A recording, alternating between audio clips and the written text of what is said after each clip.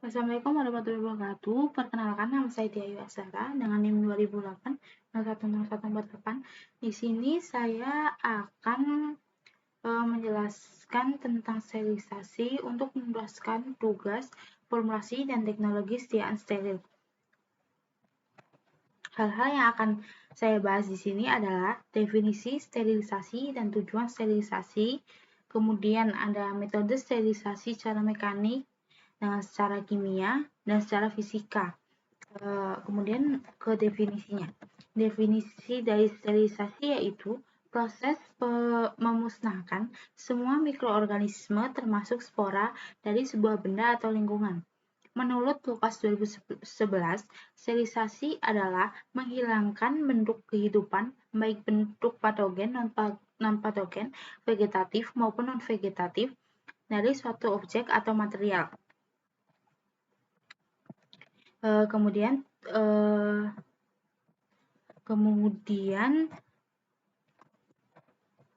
alat bahan akan dikatakan steril bila tidak terdapat mikroorganisme seperti bakteri, jamur, virus, serta bentuk kehidupan lain.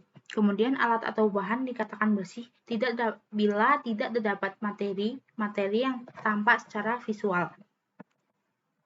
Tujuan dari sterilisasi sendiri itu adalah untuk mencegah transmisi penyakit, untuk mencegah pembusukan material oleh mikroorganisme, terus kemudian untuk mencegah kompetisi nutrien dalam media pertumbuhan sehingga memungkinkan kultur organisme yang spesifik berbiak untuk keperluan sendiri, kemudian untuk menjamin produk bebas dari mikroorganisme sehingga kualitas dan stabilitas produk dapat terjamin.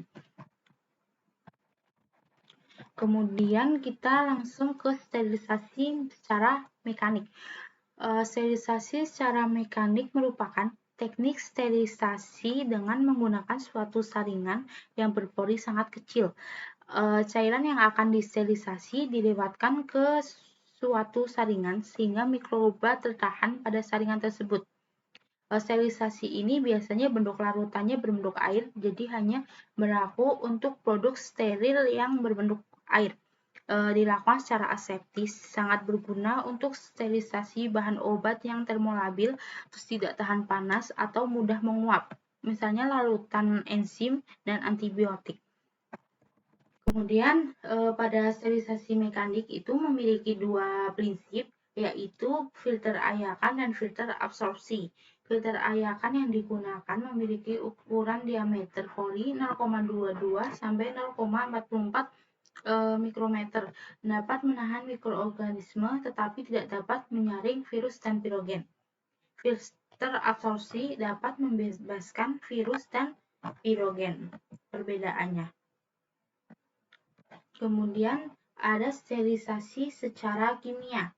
Sterilisasi secara kimiawi itu biasanya menggunakan desinfektan, bahan-bahan kimia yang digunakan untuk disinfeksi bersifat merusak jaringan sehingga digunakan untuk benda atau objek yang tak hidup. Biasanya yang digunakan itu senyawa kimia berupa gas formaldehyda dan etilen oksida. Formaldehyda itu baunya menusuk hidung dan mengiritasi. Digunakan untuk mensterilkan ruangan. Jadi setelah selesai disterilisasi akan divakum sampai baunya hilang. Nah, terus untuk etilen oksida, gasnya tidak berbau tetapi mudah terbakar dan eksplosif.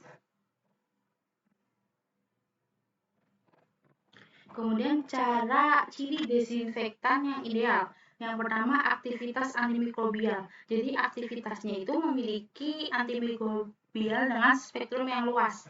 Kemudian dengan pelarutan yang mudah larut, tidak bersifat racun bagi manusia maupun hewan lain.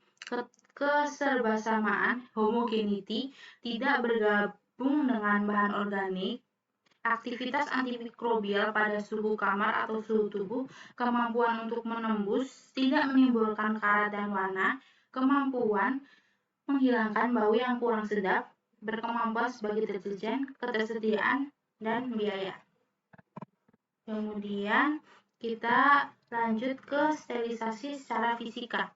Sterilisasi secara fisika itu ada panas kering.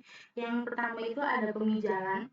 Pemijaran itu dilakukan dengan api langsung pada suhu 500 derajat sampai 600 derajat Celcius beberapa detik saja.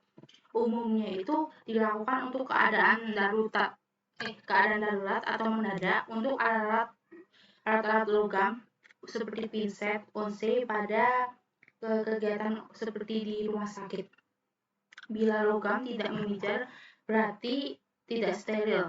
Kemudian ada udara panas seperti oven. Udara merupakan penghantar panas yang jelek, sehingga untuk membunuh mikroba itu suhunya itu tinggi dan waktunya itu lebih lama, bisa mencapai 1 jam.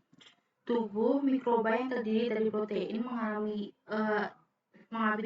dehidrasi kering, suhu yang tinggi oksigen untuk mengoksidasi sehingga bakteri mati. Untuk oven, ada beberapa metode dengan oven, yaitu ada 140 derajat Celcius selama 3 jam, terus ada 150 derajat Celcius sampai 160 derajat Celcius selama 1,5 sampai 2 jam, 180 derajat Celcius selama 1 jam, kemudian 200 derajat Celcius selama 20 menit.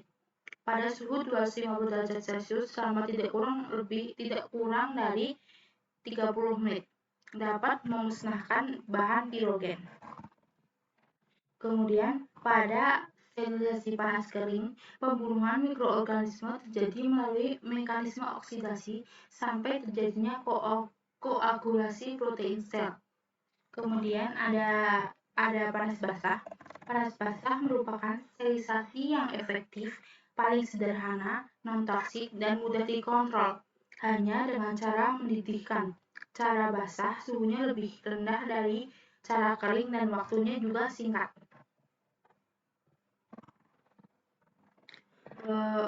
Jenisnya itu ada uap air mengalir dan uap air bertekanan tinggi. Uap air mengalir itu merek Askulap alat semacam dandang dengan seperti menanak nasi dengan suhu dalam alat tersebut itu 100 sampai 110 derajat Celcius dengan tekanan sekitar 1 atm.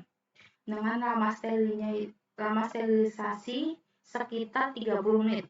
Kemudian untuk uap air bertekanan tinggi seperti autoclave dapat menaikkan suhunya. Sterilisasi dengan autoclave dengan udaranya masih ada di dalam, kemudian suhu dalam autoclave tidak sesuai dengan suhu uap air. Setelah autoclave mendidih, airnya buka ventilasi udara selama 5 menit, kemudian udara akan terusir.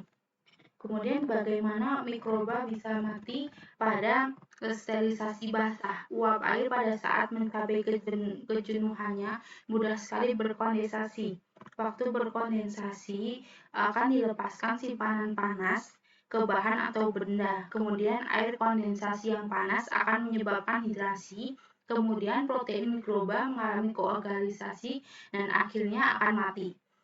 Sekian, terima kasih. Wassalamualaikum warahmatullahi wabarakatuh.